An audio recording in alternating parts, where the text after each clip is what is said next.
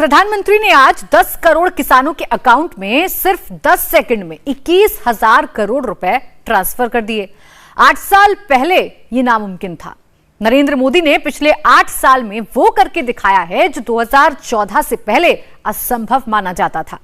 लेकिन मोदी ने सिर्फ लोगों के अकाउंट में पैसे नहीं पहुंचाए हैं, मोदी ने वो काम किया है जो आने वाले 100, 200, 400 सालों तक याद किया जाएगा। आज हम प्रधानमंत्री के मास्टर प्रोजेक्ट्स की बात करेंगे जो मोदी ने सोचा, किसी और ने नहीं। ऐसे प्रोजेक्ट्स जिनके बारे में लोगों ने कहा हो नहीं सकता, कुछ ने कहा इम्पॉसिबल है।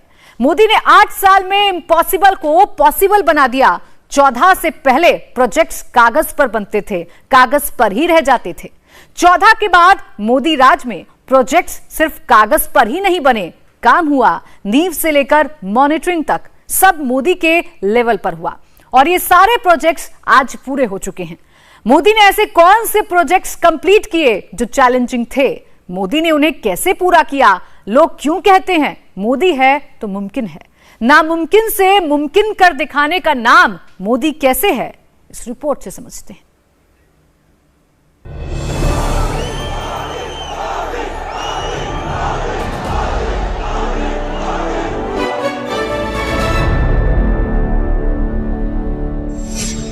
मोदी ने 8 साल में कितना बदल दिया हिंदुस्तान। अगर आज मैं कुछ कर पाता हूं, दिन रात दौड़ पाता हूं, तो ये मत सोचिए कि ये मोदी करता है, ये मत सोचिए कि मोदी दौड़ता है। ये सब तो 130 करोड़ देशवासियों की कृपा से हो रहा है। सोचिए, सिर्फ 10 सेकंड में मोदी ने 10 करोड़ किसानों के खाते में 21,000 करोड़ रुपए पहुंचा दिए। किसी का एक नया पैसा ना इधर गया ना उधर, ना अटका ना भटका, सीधे खाते में ट्रांसफर हुआ। 2014 से पहले अखबार की सुर्खियों भरी रहती थी, हेडलाइन बनी रहती थी, टीवी के पर चर्चा होती रहती थी। बात क्या होती थी? बात होती थी अफसरशाही की, बात होती थी अटकी लटकी फटकी योजनाओं की। लेकिन वक्त बदल चुका। ये कोई नहीं सोच सकता था, मगर मोदी ने जो 14 में सोचा वो 22 में भी हो रहा है। अब सरकार माई बाप नहीं है, वो वक्त चला गया। अब सरकार सेवक है, सेवक, जनता जनार्दन की सेवा। किसानों के खाते में एक क्लिक में पैसा पहुंचा, यह है मोदी मैजिक। लेकिन यह इकलौता मैजिक नहीं है। 8 साल में काम ही ऐसे हुए हैं कि 100-200 साल बाद भी लोग यही कहेंगे कि जो काम कोई ना कर सका वो तो मोदी ने ही किया। इसके एक नहीं, 2 नहीं, 8 बड़े एग्जाम्पल्स हैं। नॉर्थ में अटल टनल, काशी विश्वनाथ धाम, केदारनाथ धाम और नेशनल वॉर मेमोरियल। वेस्ट में statue of unity, north east में भूपेन हजारिका सेतु, साउथ में स्टैच्यू ऑफ इक्वालिटी। आपने सुना होगा, मोदी ने 8 साल में देश का नक्शा बदल दिया। नक्शा बदलने का मतलब यह होता है मोदी ने रूप बदल दिया, स्वरूप बदल दिया। मोदी ने 8 साल में यह कैसे मुमकिन किया? काम भी किया, डिलीवर भी किया, मगर विरोधियों की तरह अपना नाम तक नहीं लिया। हां, सबका हिसाब जरूर दिया।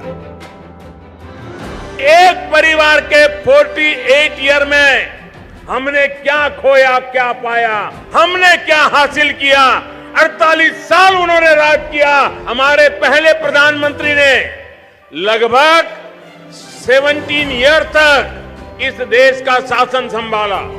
उसके बाद उनकी बेटी ने लगभग 14 ईयर तक देश का कारोबार संभाला और फिर उनके पुत्र ने 5 साल प्रधानमंत्री पद पर रह करके कार्य संभाला। 2004 से 2014 रिमोट कंट्रोल से यह परिवार किस प्रकार से देश की सरकार चलाता था।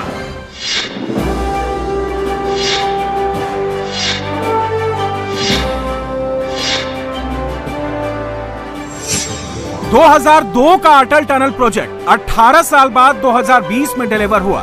तब मोदी ने ये क्यों कहा? सिर्फ 6 साल में हमने 26 साल का काम पूरा कर लिया। साल 2002 में अटल जी ने इस टनल के लिए अप्रोच रोड का शिलान्यास किया था। अटल जी की सरकार जाने के बाद जैसे इस काम को भी भुला दिया गया, प्रोजेक्ट या तो प्लानिंग के स्टेज से बाहर ही नहीं निकल पाए, या जो निकले वो अटक गए, लटक गए, भटक गए।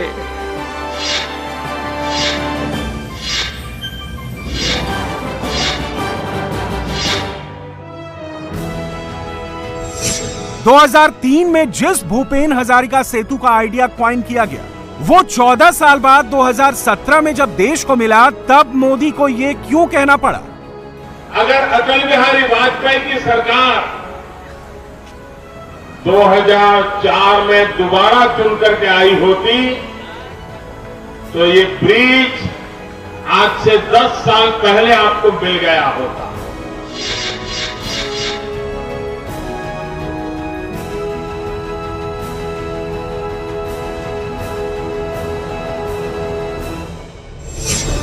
देश के शहीदों के सम्मान में जिस नेशनल वॉर मेमोरियल का प्रस्ताव 1960 में दिया गया था, उसे पूरा होने में 59 साल लग गए। 2019 में इस प्रोजेक्ट को पूरा करने वाले प्रधानमंत्री मोदी ही थे, और तब उन्होंने ये कहा था, राष्ट्रीय समर स्मारक की मांग कई दशक से निरंतर हो रही थी। 1-2 बार प्रयास हुए, लेकिन कुछ ठोस नहीं हो पाया। 8 साल से ये सिस्टम वही है, अफसर वही है, बस डायरेक्शन बदल गया है, काम करने का तरीका बदल गया है। मोदी की नीति और नीयत के अनेक उदाहरणों में से एक है काशी विश्वनाथ धाम कॉरिडोर। सोचिए, मार्च 2019 में मोदी काशी विश्वनाथ धाम प्रोजेक्ट की नींव रखते हैं और दिसंबर 2021 में उसे देश को समर्पित कर देते हैं। सिर्फ 21 महीने। जी हां, जिस देश में कभी दशकों तक बड़े बड़े प्रोजेक्ट्स लटके, अटके और भटके रहते थे, उसी देश में मोदी ने 21 महीनों के भीतर काशी को उसका गौरव वापस दिला दिया। हर हर महादेव, हर हर महादेव, हर हर महादेव। प्राइम मिनिस्टर मोदी को डे 1 से पता था कैसे काम करना है, किससे काम कराना है, कितने दिन में काम कराना है। इसी का एक और एग्जाम्पल केदारनाथ धाम भी है। 2013 की त्रासदी के बाद बाबा केदारनाथ धाम को भी भव्य रूप में स्थापित करने के लिए मोदी ने जमीन आसमान एक कर दिया। केदारनाथ धाम के रिकंस्ट्रक्शन का फेज 1 2017 में लॉन्च हुआ और 2021 तक कंप्लीट भी हो गया। सरदार वल्लभ भाई पटेल। एक उदाहरण विश्व की सबसे ऊंची प्रतिमा स्टैच्यू ऑफ यूनिटी का भी है। सोचिए, 2013 में इस मेगा प्रोजेक्ट पर कंस्ट्रक्शन शुरू हुआ और 5 साल के बाद 2018 में बिल्कुल टाइम बाउंड मैनर में प्रोजेक्ट को फिनिश करके मोदी ने इसे देश को समर्पित कर दिया। मोदी ने ये कैसे किया? दुनिया की सबसे बड़ी प्रतिमा का आइडिया मोदी को कहां से मिला? घटना का स्वागत करें। जब मैंने गुजरात के मुख्यमंत्री के तौर पर इसकी कल्पना की थी तो एहसास नहीं था कि एक दिन प्रधानमंत्री के तौर पर मुझे ही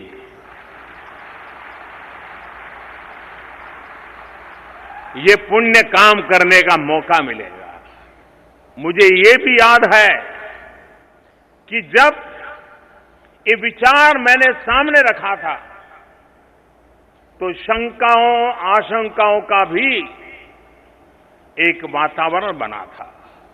जब ये कल्पना मन में चल रही थी तब मैं यहां की पहाड़ों को खोज रहा था कि मुझे कोई ऐसी बड़ी चट्टान मिल जाए, उसी चट्टान को नक्काशी कर करके उसमें से सरदार साहब की प्रतिमा निकालूं। हर प्रकार के जांच पड़ताल के बाद पाया कि इतनी बड़ी चट्टान भी संभव नहीं है और ये चट्टान भी उतनी मजबूत नहीं है। तो मुझे मेरा विचार बदलना पड़ा और आज जो रूप आप देख रहे हैं उस विचार ने उसमें से जन्म लिया। प्रधानमंत्री आएंगे जाएंगे, मगर 400 साल बाद भी अगर कोई स्टैच्यू ऑफ यूनिटी देखने जाएगा तो यही बोलेगा कि इसे तो मोदी ने बनवाया है। भविष्य में मोदी प्रधानमंत्री रहे ना रहे, अटल टनल रहेगा, भूपेन हजारिका सेतु रहेगा, काशी विश्वनाथ धाम कॉरिडोर से लेकर केदारनाथ धाम और नेशनल वॉर मेमोरियल तक हर जगह मोदी का चेहरा भले ना दिखे, मोदी का नाम तो रहेगा। किसी भी डेमोक्रेसी में लीडरशिप का सबसे बड़ा इम्तिहान यही है कि हर काम समय पर पूरा हो, पूरी प्लानिंग और कोऑर्डिनेशन के साथ कंप्लीट हो। मोदी से पहले ये वर्क कल्चर नहीं था। मोदी ने सोच भी बदली, अप्रोच भी बदला। इसी एफिशिएंट और इफेक्टिव मोदी मॉडल का रिजल्ट 8 साल में दिखा। पहले फाइलें अटकी रहती थी, एक ऑफिस से दूसरे ऑफिस घुमा करती थी, लेकिन मोदी ने फाइलें नहीं, फाइलों की प्रेजेंटेशन पर फोकस रखा। हॉटलाइन चालू किया, ऑफिसर से कमरे में मीटिंग भी की, उन्हें वर्चुअली भी जोड़ा। मोदी ने अपना कोई नया सिस्टम शुरू नहीं किया, जो सिस्टम पहले से था बस उसे फाइन ट्यून किया। मोदी ने नौकरशाही और पब्लिक के बीच की दूरी मिटाई। जो काम 20 साल से लटके पड़े थे उसे हरी झंडी दिखाने के लिए अफसरों को बिठाया, फाइलें पास कराई, काम चालू कराया और इस तरह एंड रिजल्ट आया। हिंदुस्तान में अत्यंत महत्वपूर्ण ऐसे प्रोजेक्ट्स कभी 30 साल पहले घोषणा हुई, फाइल में मंजूरी मिल गई, कहीं 20 साल पहले घोषणा हो गई, कभी तो नेताजी ने जाकर के पत्थर भी जड़ दिया, फोटो भी निकलवा दिया, भाषण भी कर दिया, लेकिन वो कागज और फाइल के बाहर प्रोजेक्ट कभी निकला ही नहीं। तो मैंने एक प्रगति नाम का कार्यक्रम चलाता। टेक्नोलॉजी का उपयोग करते हुए देश के सभी मुख्य सचिवों के साथ और भारत के सरकार के सभी सचिवों के साथ इन प्रोजेक्ट्स को लेकर के मैं बैठता हूं और खुद भी उसका मॉनिटरिंग रिव्यू करता हूं। पुरानी सरकारों का स्वभाव था लटकाना, अटकाना, भटकाना, यही होता रहा। आप हैरान होंगे, करीब करीब 10 लाख करोड़ रुपयों के प्रोजेक्ट्स जो ऐसे ही लटके हुए, अटके हुए, भटके हुए पड़े थे, उनको हमने कार्यान्वित किया, धन का प्रबंध किया और आज तेज गति से वो काम आगे चल रहे हैं। मोदी जिस अटके, भटके और लटके हुए प्रोजेक्ट्स की बात करते हैं, अटल टनल उन्हीं में से एक है। पूर्व पीएम अटल बिहारी वाजपेयी ने 2002 में इसकी नींव रखी, मगर फिर क्या हुआ ये देखिए। यूपीए सरकार में साल 2004 से 2013 तक यानी करीब 9 साल में सिर्फ 1300 मीटर सुरंग का निर्माण हो पाया, यानी 9 साल में 1.5 किलोमीटर से भी कम की सुरंग बनी। जो प्रोजेक्ट 950 करोड़ रुपए का था, लेट लतीफी की वजह से उसकी लागत 3200 करोड़ रुपए तक पहुंच गई। साल 2005 में यह आकलन किया गया था कि ये टनल लगभग 950 करोड़ रुपए में तैयार हो जाएगी, लेकिन लगातार होती देरी के कारण आज ये 3 गुना से भी ज्यादा यानी करीब करीब 3200 करोड़ रुपए से अधिक खर्च करने के बाद पूरी हो पाई है। कल्पना कीजिए कि अगर 20 साल और लग जाते तब क्या स्थिति होती। एक्सपर्ट बताते हैं कि जिस रफ्तार से अटल टनल का काम उस समय हो रहा था, अगर उसी रफ्तार से काम चला होता तो ये सुरंग साल 2040 में जाकर के शायद पूरी होती। इसे लेकर जिस तरह की गंभीरता थी और उसकी गंभीरता की आवश्यकता थी, जिस तरह की राजनीतिक इच्छा शक्ति की जरूरत थी, दुर्भाग्य से वैसी नहीं दिखाई गई। 14 में एंट्री के साथ ही मोदी ने काम की स्पीड बढ़वाई, सुरंग के रास्ते में पड़े सारे रोड ब्लॉक हटाए। 31 अगस्त 2020 को सुरंग का काम कंप्लीट हो गया और 3 अक्टूबर 2020 को मोदी ने इसे देश को समर्पित कर दिया और ये मोदी सरकार की राजनीतिक इच्छा शक्ति की वजह से ही मुमकिन हो पाया। अटल टनल, हाँ, ये अटल टनल का काम 6 साल में आपने कर दिया, जो 26 साल का काम लोग मान रहे थे कि नहीं हो सकता है पूरा। ऐसा क्या था जो पहले नहीं हो सकता था और अब हो जा रहा है? सर ऐसा है कि हम एक ही नहीं, अभी मैं आपको केवल जैसे कुछ निगेटिव भी पॉइंट है। देखिए अभी मैं 2.5 लाख करोड़ की टनल बना रहा हूं, 285 किलोमीटर पूरे देश में। अलग अलग हमने क्या किया, मैं 285 किलोमीटर लंबी टनल? नहीं, अलग अलग टनल बनाकर इतना है। अब मैं आपको एक दिल्ली के लिए अच्छी बात बताता हूं। ये जो झोजिला टनल थी, इसका 4 बार टेंडर निकला और उसकी कॉस्ट 4 बार हम फेल हो गया सब, और 12,000 करोड़ हो गई। फिर मैंने सोचा कि इसका अध्ययन करो, तो यही ओबेराय में एसोसिएम करके दिल्ली में एक ऑर्गेनाइजेशन है, उनके स्पॉन्सरशिप में हमने 1-2 दिन का वर्कशॉप लिया और पूरे वर्ल्ड के कंसल्टेंट बुलाए और बहुत अध्ययन किया। उसका टेक्निकल और फाइनेंशियल क्वालिफिकेशन मैंने तैयार किए और आपको ताज्जुब होगा कि देश के इतिहास में पहली बार 12,000 करोड़ की टनल 5,000 करोड़ में बन रही है और करीब 5,000 करोड़ की हमने बचत की है। और आज टनल में 1,000 लोग, जैसे ये हॉल है ना, ऐसे टनल के अंदर 1,000 लोग घुसे हुए हैं और वहां -6 और -8 डिग्री का टेम्परेचर है, वही रहते हैं और वही काम कर रहे हैं। तो देखिए जब इच्छा शक्ति होती है, मैं अक्सर एक बात कभी कहता हूं कि if there is a will there is a way, and if there is no will there is only survey, discussion, seminar, committee, sub committee and research. The strong political will, ये हमारी सबसे बड़ी ताकत है और इसके कारण न होने वाले काम हो जाते हैं।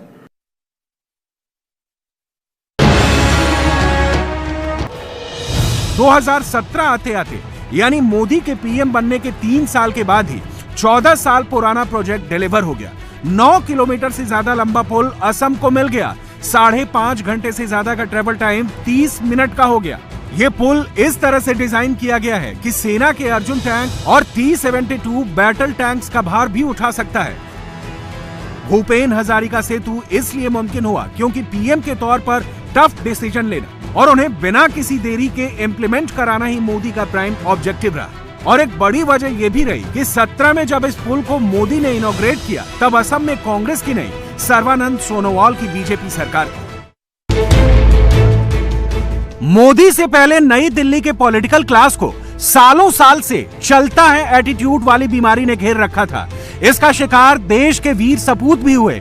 नेशनल वॉर मेमोरियल की मांग सदियों से चली आ रही थी।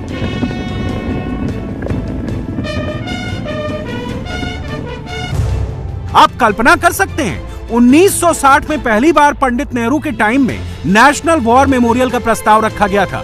मोदी के आने से पहले तक देश ने 14 प्रधानमंत्री देखे, लेकिन नेशनल वॉर मेमोरियल पर काम शुरू होना तो छोड़िए, इस प्रस्ताव को ही मानो ठंडे बस्ते में डाल दिया गया। यूपीए के समय एक बार कोशिश हुई भी तो शहरी विकास मंत्रालय ने अड़ंगा लगा दिया। इस प्रस्ताव को जमीन पर उतारने का काम मोदी ने ही किया। इसकी शुरुआत मोदी ने पीएम बनने के साथ ही कर दी। अक्टूबर 2015 में नेशनल वॉर मेमोरियल बनाने का प्रस्ताव पास हुआ और 500 करोड़ रुपए म्यूजियम और मेमोरियल के लिए सैंक्शन किया गया। 14 में मोदी के आने के 1 साल बाद ही देश का दिल कहे जाने वाले दिल्ली में इंडिया गेट के पास युद्ध स्तर पर नेशनल वॉर मेमोरियल का काम शुरू हो पाया और इस तरह 59 साल पुराने सपने को मोदी ने 2019 में साकार कर दिया। और जो नेता, जो पार्टियां दशकों तक चुपचाप तमाशा देखती रहीं, देश की सेना को नहीं परिवार को ही प्रमोट करती रहीं, उन्हें इस तरह आईना दिखाया। इंडिया टीवी हर वक्त हर जगह डाउनलोड करने के लिए सर्च करें India TV news Google play store या ऐप स्टोर पर।